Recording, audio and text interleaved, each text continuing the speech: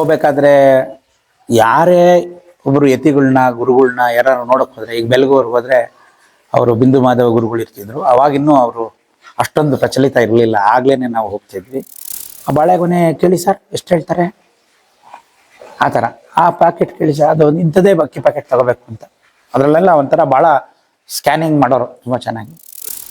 ಅಂದರೆ ಪುಣ್ಯ ಸಂಪಾದನೆ ಮಾಡೋ ಜಾಗದಲ್ಲಿ ಪಾಪ ಹೆಂಗೆ ಸಂಪಾದನೆ ಮಾಡ್ಕೋತೀವಿ ಅಂತ ಸೂಕ್ಷ್ಮವಾಗಿ ಹೇಳ್ತಾ ಇದ್ರು ಗುರುಗಳು. ಹೇಗೆ ಆಗು ಅಂತ ಕೇಳ್ತೀವಿ. ಅದೇ ಒಬ್ಬ ಎಳ್ನೀರು ಮಾರ್ತಿರೋನು ಮರ ಹತ್ತಿ ಬಿದ್ದರೆ ಅವ್ನಿಗೆ ಯಾವ ಗ್ಯಾರಂಟಿ ಇಲ್ಲ, ಕೆತ್ತಿ ಕೊಡ್ತಾನೆ, ಯಾಕೋ ಇಷ್ಟೊಂದು ಅಂತೆಲ್ಲ ಮಾತಾಡ್ತೀವಿ. ನಾವು ಆ ಕೆಲಸ ಯಾವತ್ತೂ ಮಾಡಿಲ್ಲ ಬಿಡಿ. ಯಾಕೆಂದರೆ ನಮ್ದೆಲ್ಲ ಈಗ ಬಾರ್ಗೇನ್ ಮಾಡೇನೆ ಅಭ್ಯಾಸ. ಅದು ಅವ್ನು ಹೇಳಿದ್ದಕ್ಕಿಂತ ಜಾಸ್ತಿ ಅಂತೂ ಚಾನ್ಸೇ ಇಲ್ಲ ಕೊಡೋಕ್ಕೆ. ಫಸ್ಟ್ ಆಫ್ ಆಲ್ ಅವ್ನು ಹೇಳ್ದಷ್ಟು ಕೊಡಬೇಕು ಅಂದರೆ ಏನೋ ಒಂಥರ ಅವ್ನು ಹೇಳ್ದ ಅಷ್ಟು ಕೊಟ್ಬಿಟ್ನಲ್ಲ, ಕಡಿಮೆ ಕೇಳ್ಬೋದಾಗಿತ್ತೇನೋ ಅಂತಲೇ ಮನಸ್ಸು ಹೇಳುತ್ತೆ. ಜನರಲ್ ಆಗಿ ಸಾಮಾನ್ಯವಾಗಿ ಯಾಕೆ ಈ ವಿಚಾರ ಹೇಳ್ತಾ ಇದ್ದೀನಿ ಅಂದರೆ, ಗುರುನಾಥರು ಏನಂದ್ರು ಗೊತ್ತಾ, ಆ ತಟ್ಟೆಗೆ 100 ರೂಪಾಯಿ ಹಾಕ್ತೀರಿ, 1000 ಕೊಟ್ಟರು ಆ ಜೀವಿಗೆ ತೃಪ್ತಿ ಆಗಲ್ಲ, 2 ರೂಪಾಯಿಗೆ ಇಲ್ಲೊಂದು ಜೀವ ತೃಪ್ತಿ ಆಗುತ್ತಲ್ಲ ಸರ್.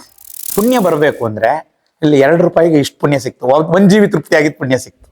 ನಮ್ಮ ಜೀವನದಲ್ಲಿ ಎಷ್ಟು ಜೀವಿಗಳನ್ನ ತೃಪ್ತಿಪಡಿಸೋಕ್ಕಾಗತ್ತೆ ಈ ಥರ ತುಂಬ ಸರಳವಾಗಿ ಅಂತ ಯೋಚನೆ ಮಾಡಬೇಕು. ಗುರುಗಳಿಗೆ ಆರಾಮ್ ಅಂತ ಕೇಳಂಗಿಲ್ಲ.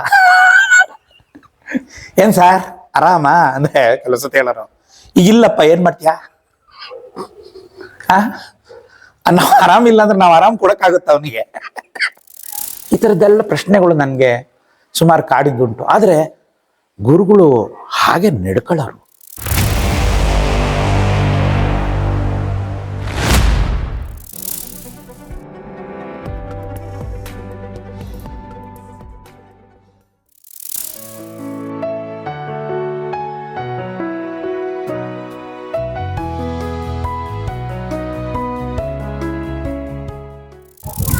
ಸ್ವಾತ್ಮಾರಾಮಂ ನಿಜಾನಂದಂ ಶೋಕಮೋಹ ವಿವರ್ಜಿತಂ ಸ್ಮರಾಮಿ ಮನಸಾ ನಿತ್ಯಂ ವೆಂಕಟಾಚಲದೇಶಿಕಂ. ದೇವಸ್ಥಾನಗಳಿಗೆ ಗುರುನಾಥರ ಜೊತೆ ಹೋಗ್ತಿದ್ವಿ. ಅಂದರೆ ಅಲ್ಲಿ ಹೋಗ್ಬೇಕಾದ್ರೆ ಯಾರೇ ಒಬ್ಬರು ಯತಿಗಳನ್ನ ಗುರುಗಳನ್ನ ಯಾರು ನೋಡಕ್ ಹೋದ್ರೆ, ಈಗ ಬೆಳಗೂರ್ಗೆ ಹೋದ್ರೆ ಅವರು ಬಿಂದು ಮಾಧವ ಗುರುಗಳು ಇರ್ತಿದ್ರು. ಅವಾಗಿನ್ನೂ ಅವರು ಅಷ್ಟೊಂದು ಪ್ರಚಲಿತ ಇರಲಿಲ್ಲ, ಆಗ್ಲೇನೆ ನಾವು ಹೋಗ್ತಿದ್ವಿ. ಅವ್ರನ್ನೆಲ್ಲ ಯಾರನ್ನಾರು ಒಬ್ರು ನೋಡಕ್ ಹೋದಾಗ ಬರೀ ಕೈಲಿ ಹೋಗ್ತಿರ್ಲಿಲ್ಲ. ಈಗ ಅಲ್ಲಿ ಒಂದಿಷ್ಟು ಅಕ್ಕಿ, ಬಾಳೆಹಣ್ಣು ಏನಾದರೂ ತೊಗೊಂಡು ಹೋಗೋರು ಈ ಥರ. ಯಾಕೆಂದರೆ ಜೊತೆ ಬರೀ ಕೈಲಂತೂ ಎಲ್ಲೂ ಹೋಗ್ತಿರ್ಲಿಲ್ಲ. ಅದನ್ನು ಸೆಲೆಕ್ಟ್ ಮಾಡಬೇಕಾದ್ರೆ ಯಾವ ಥರ ಅಂತ, ಆ ಬಾಳೆಗೊನೆ ಕೇಳಿ ಸರ್ ಎಷ್ಟು ಹೇಳ್ತಾರೆ, ಆ ಥರ ಆ ಪ್ಯಾಕೆಟ್ ಕೇಳಿ ಸರ್, ಅದು ಇಂಥದ್ದೇ ಅಕ್ಕಿ ಪ್ಯಾಕೆಟ್ ತಗೋಬೇಕು ಅಂತ. ಅದರಲ್ಲೆಲ್ಲ ಒಂಥರ ಭಾಳ ಸ್ಕ್ಯಾನಿಂಗ್ ಮಾಡೋರು ತುಂಬ ಚೆನ್ನಾಗಿ. ಬಟ್ ದೇವಸ್ಥಾನದ ವಿಚಾರ ಬಂದಾಗ ಹೇಳಿದ್ದುಂಟು, ಯಾಕೆ ಸರ್ ಮನಸ್ಸು ಹಿಂಗಾಗುತ್ತೆ ನಮಗೆ ಅಂತ ಕೇಳೋರು. ನಮ್ಮ ಹತ್ರ ಮಾತಾಡ್ಬೇಕಾದ್ರೆ ತುಂಬ.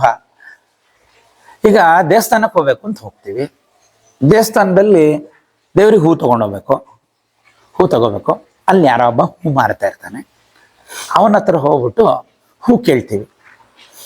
ಹೇಗ ಮಾರು ಅದು ಕೇಳ್ಬೇಕಾರೆ ದೇವಸ್ಥಾನಕ್ಕೆ ಹೋಗ್ತಾ ಇದ್ದೀವಿ ಅನ್ನೋದು ಮರ್ತು ಬಿಡ್ತೀವಿ. ನಮ್ದು ಅಹಂಕಾರ ಎಷ್ಟು ಮೆರಿತೀವಿ.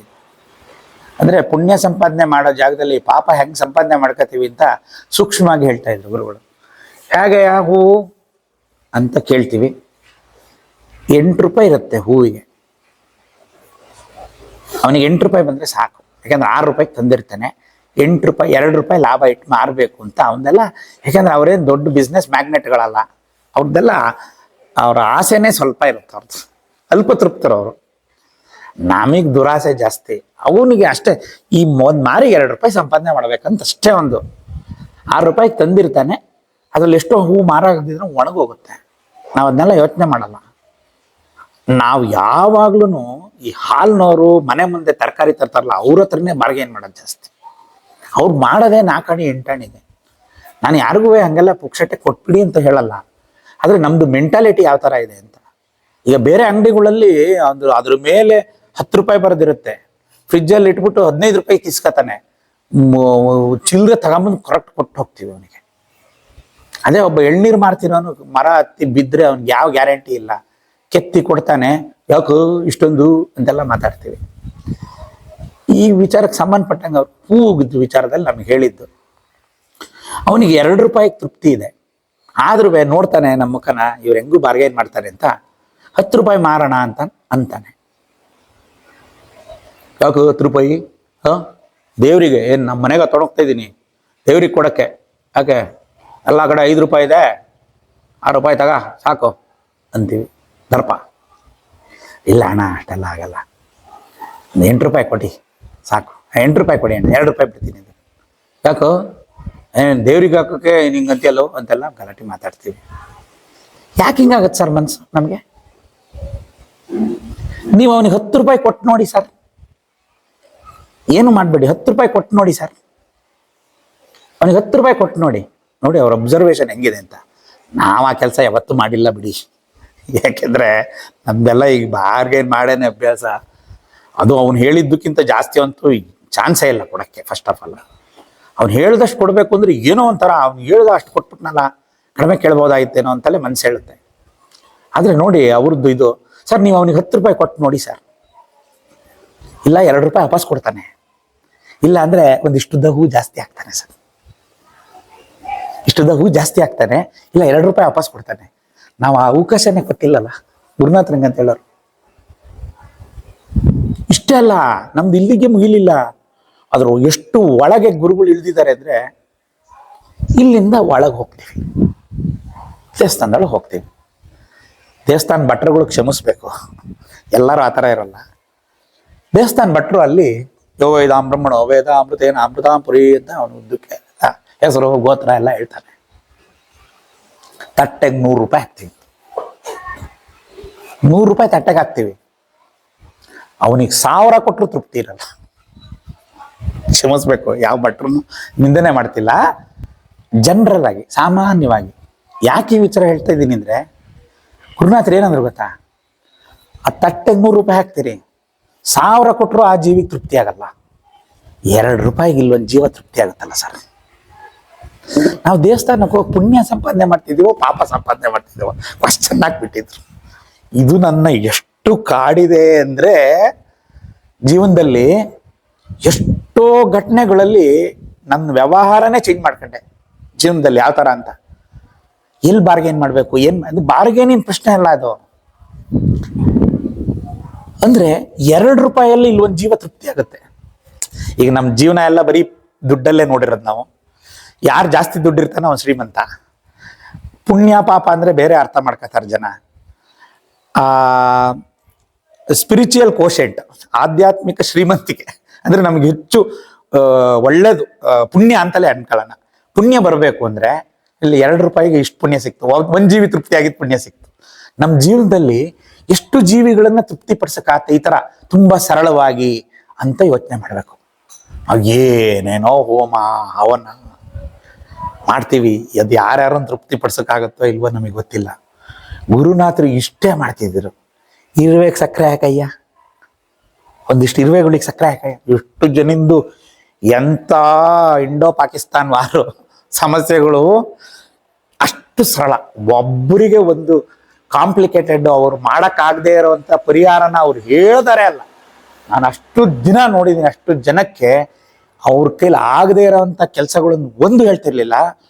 ಅವರು ಎಷ್ಟು ಸರಳ ಸಾಧ್ಯನೋ ಅಷ್ಟು. ಎಷ್ಟೋ ವಿಚಾರಕ್ಕೆ ನನಗೇನೆ ಗುರುಗಳಿಗೆ ಆರಾಮಂತ ಕೇಳಂಗಿಲ್ಲ. ಏನು ಸರ್ ಆರಾಮ ಅಂದರೆ ಕೆಲವು ಸತಿ ಹೇಳೋರು, ಈಗಿಲ್ಲಪ್ಪ ಏನು ಮಾಡ್ತೀಯಾ, ನಾವು ಆರಾಮಿಲ್ಲ ಅಂದ್ರೆ ನಾವು ಆರಾಮ್ ಕೊಡೋಕ್ಕಾಗುತ್ತ ಅವನಿಗೆ?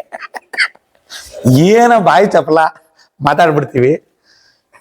ಹಿಂಗೆ ನಾವು ಗುರುಗಳಿದ್ದ ಯಾರು ಒಬ್ರನ್ನ ನೋಡಿದ್ರೆ ಗ್ರೀಟ್ ಮಾಡಿದ್ರೆ, ಆರೋಗ್ಯನಾ ಚೆನ್ನಾಗಿದ್ದೀರಾ, ಇಲ್ಲಪ್ಪ ಈಗೇನ್ ಮಾಡ್ತೀಯಾ, ಆರೋಗ್ಯ ಕೊಡೋಕ್ಕಾಗ್ತಾ ನಮ್ಮ ಕೈಲಿ? ಅಲ್ಲ, ನಾನು ಹಿಂಗೆ ಯೋಚನೆ ಮಾಡ್ತೀನಿ ಸರ್, ಜನ ನನ್ನ ಹುಚ್ಚ ಅಂತಾರೆ. ಗುರುಗಳ ಹತ್ರ ಬಹಳ ಅಂದ್ರೆ ಅವ್ರ ವಿಚಾರ, ಇದು ಆ ವಿಚಾರ ಲಹರಿ ನೋಡಿ. ಈಗ ನಾನೇನ್ ಹೇಳ್ದೆ, ವಿಷಯಕ್ಕೆ ಹೋಗ್ಬೇಡಿ, ವಿಷಯಕ್ಕೆ ಹೋದ್ರೆ ಅಲ್ಲಿ ಏನೂ ಇಲ್ಲ, ಇಟ್ಸ್ ಎ ಜೋಕ್. ಏನೋ ನೀವು ಆರೋಗ್ಯ ಕೊಡೋಕಾಲ ಅದೆಲ್ಲರಿಗೂ ಗೊತ್ತಿದೆ, ಎಲ್ಲರೂ ಕೇಳಲ್ವಾ ಅಂತ ನಾವು ರಡ್ವಾದ ಮಾಡ್ಬೋದು. ಅಥವಾ ಆರಾಮ ಅಂತಂದ್ರೆ ಸಾಮಾನ್ಯ ಎಲ್ಲರೂ ಆರಾಮ ಅಂತ ಕೇಳ್ತಾರೆ. ಆರಾಮಿಲ್ಲವಲ್ಲಪ್ಪ, ಆರಾಮ್ ಕೊಡೋಕಾಗ್ತೇನೆ? ಯೋಚನೆ ಮಾಡ್ಬೇಕಲ್ವಾ? ವಿಷಯಕ್ಕೆ ಹೋಗಬೇಡ, ಭಾವನೆ ಮುಖ್ಯ ಅಂದರೆ ವಿಷಯ ಅದು ಯಾವುದು ಆರಾಮ ಅಂತ ಕೇಳೋದು, ಭಾವ ಹೆಂಗಿದೆ ಅದರಿಂದ ಕಡೆದು ಅಂತ. ಈ ಥರದ್ದೆಲ್ಲ ಪ್ರಶ್ನೆಗಳು ನನಗೆ ಸುಮಾರು ಕಾಡಿದ್ದುಂಟು. ಆದರೆ ಗುರುಗಳು ಹಾಗೆ ನಡ್ಕೊಳ್ಳೋರು. ನಾವು ಒಂದು ಸ್ವಲ್ಪ ಸಿಂಹಾವಲೋಕನ ಮಾಡಿ ಒಂಚೂರು ರಿವೈಂಡ್ ಮಾಡ್ಕೊಂಡು ನಮ್ಮ ಲೈಫ್ ನೋಡಿದ್ರೆ ಗುರುಗಳು ಯಾವ್ಯಾವ ಸಂದರ್ಭದಲ್ಲಿ ಯಾವ ಥರ ಮಾಡ್ತಾ ಇದ್ರು ಅಂತ. ಸದ್ಗುರು ಚರಣಾರವಿಂದಾರ್ಪಣಮಸ್ತು. ಸ್ವಸ್ತಿ.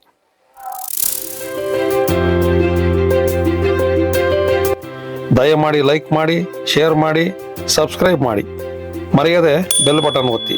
ಧನ್ಯವಾದಗಳು.